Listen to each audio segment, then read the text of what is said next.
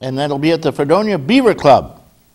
And they're going to have CD music, and it's going to be just great. There's music, there's dancing, there's wonderful, wonderful feasting, and there's fooling around, it says, doesn't it? 3:30 to 5 p.m. they're going to have the band, and then the big catered buffet begins at 5 p.m.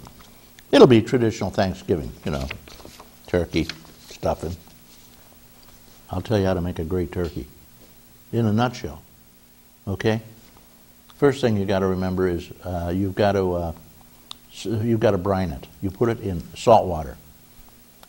The rule of thumb for salt water is 1/4 cup for 4 cups of water. 1/4 cup of salt, 4 cups of water.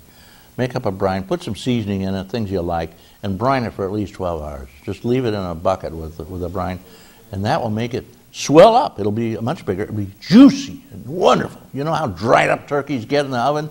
This will be a juicy turkey. Then you rub it all over with butter, and you make up a butter herb mix and take some pats and just stuff it up under the skin all around. Then you bake it. And oh, I'll tell you, friends, it'll be the best turkey you ever ate. And the easy way to do the breast, incidentally, carving, you only wind up carving. Somebody's got to carve. You take the whole breast off in one slab, and then you cut it from end to end.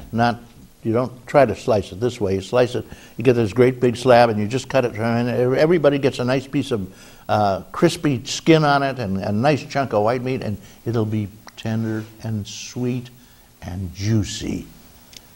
You want more details, give me a call on the program. Okay. Where were we? Silver Creek Seniors. I just want to mention that they're going to have they will be having a driver's license test September 20th. Cost is $12. Driver's license insurance test. I don't know what that means, but it looks pretty good. You know, they all have the 55 Alive course, which is 50 Alive, and now it's anybody alive. But you take that course, you get 10% off your insurance, seniors, and you can't beat it. And you get some real good tricks. Carry a body stocking in your trunk, because if you lose tell your wife, incidentally, if you lose one of your belts, you just tie it on. It'll keep your motor running, or whatever it is, until you can get to a gas station. Works like a charm. Tighten it up. Okay. Let's see. Flu shots are $12, incidentally. And if you have Medicare, you get them free. Everywhere in the world. It's worth a stop. A lot of stores do it. A lot of drug stores. I've noticed, I think Walgreens does. You just walk in and pop. Your local hospital, your local senior clubs, get your flu shot. It might save you a lot of aggravation. And there's nothing worse than a cold in the middle of winter anyway. Forestville has a great little group over there. And Marlene Bradigan does the job over there. She's terrific. And they have usually 30 or 50 members who come over at a time. A happy birthday to Robert Stearns and Harry Lizette. October 4th is the next meeting. Edith Welch will meet, and Hank Valvo. They're going to Greece in Ontario County. It's December 6th, $64. It's a huge trip, wonderful thing, dinner and everything. You can't beat it. The groups usually go to bingo or to gambling, too, the gambling casinos. And yes, they do play bingo. A driving course September 24th, 21st. That's the one I mentioned. 55 Alive, flu shots, October 19th. This is all the Forestville up in the hills. It's a very active group, aren't they? And they have a lot of other things going there. Regular senior programs will resume in October. Reservations are open for 3 upcoming shows. Salute to 200 birthdays of Chopin and Liszt. Well, I didn't know they were 200 years. They have a birthday. They're going to do Christmas on, incidentally, that's going to be in the Fredonia. Oh, no, the pianist Thomas Pandolfo, Friday, October 29th at the Fredonia Opera House. If you haven't been in there, it's gorgeous. Stop by. Another one. Sinclairville has a nice group over there. Their president is Elaine Palmer Titus, probably related to the Titus Monument folks over there in Dunkirk. And I'll tell you, they always have great shows. There's a history of aprons. Did you know that? Like Betsy Ross made the first flag, Amelia Smith made the first apron. Whatever it is. And they talk about aprons anyway. And aprons are very, I always wear an apron when I barbecue. I barbecue hot dogs for the church and for the fire department because I'm a barbecue hot dog master. That's all I can do on a barbecue. But they spray, and if you wear an apron, you'll save a lot of grease and stuff all over your clothing. So I was wearing an apron. I got some blue jean aprons made in China, of course, for $2 a piece. And I had to, they're beautiful, big things, bib on them, and I had to pay an extra 25 cents to have them sew a pocket in them. I love a pocket. Enough of this. They say that time is up for the news. All right, no more news. I got a lot more here, but the news will hold. I'll give them a shot. Next week, I have a guy coming on here, and he shoots from the hip. He is a geezer. Good morning, Mort Flexer. Good morning, Reed. Good morning, Andy. Good morning, Reed. Good morning, ladies and gentlemen. That one's mine. Mr. Goodell brings back so many good memories. It's tough for me to think about something to talk about. But, Andy, those were the years. Now I'm getting older. I don't know what the heck's going on in the world. The economy seems to be going into the pits.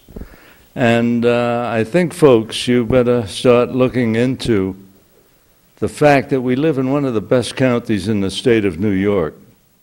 We have a county government, and Andy was really demonstrative of that fact. We have a county government that really cares for the people.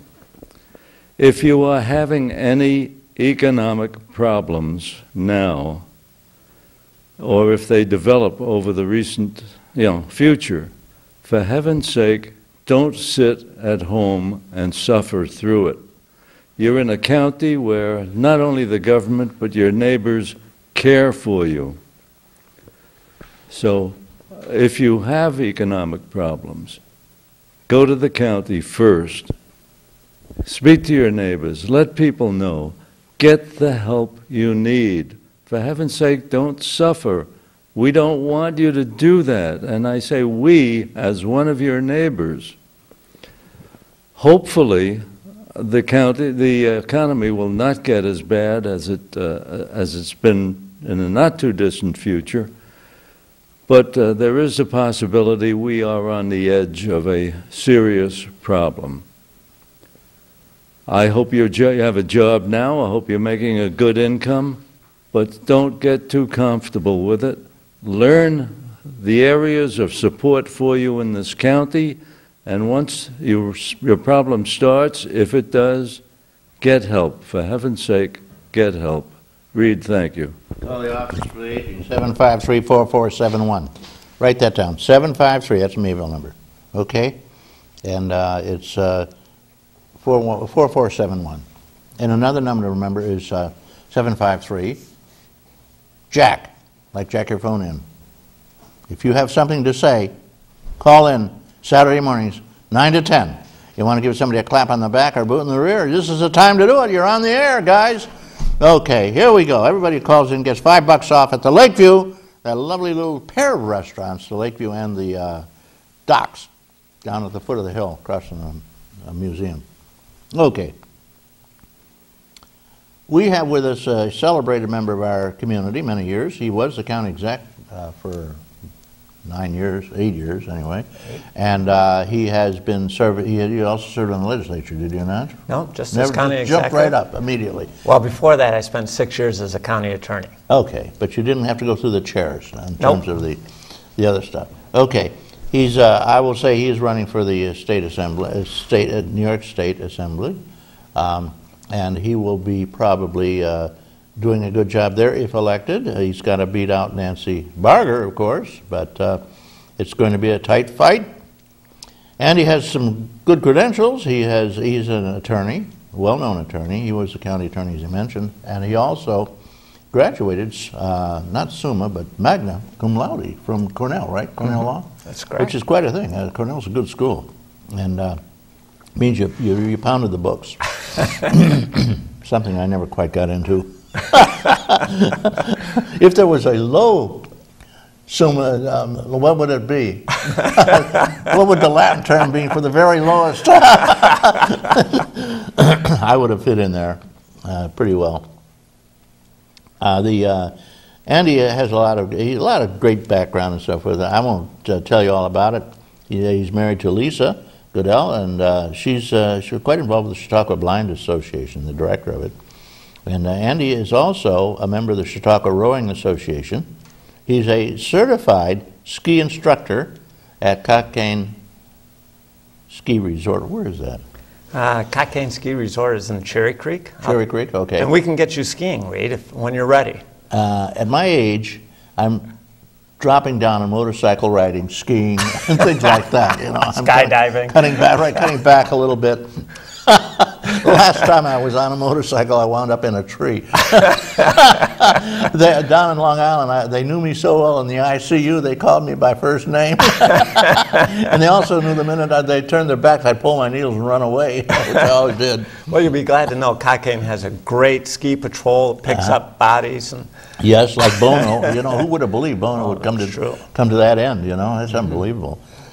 Just skied right smack into a tree. I guess that happens, though. We recommend against it. I would say, I hope so.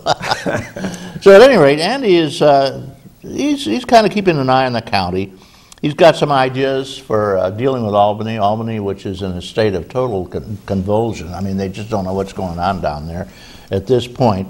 And to go down and say you're going to straighten them all out is just poppycock. So I said you got to watch out for that little guy who runs the assembly, who if you say a cross word to him, makes you disappear.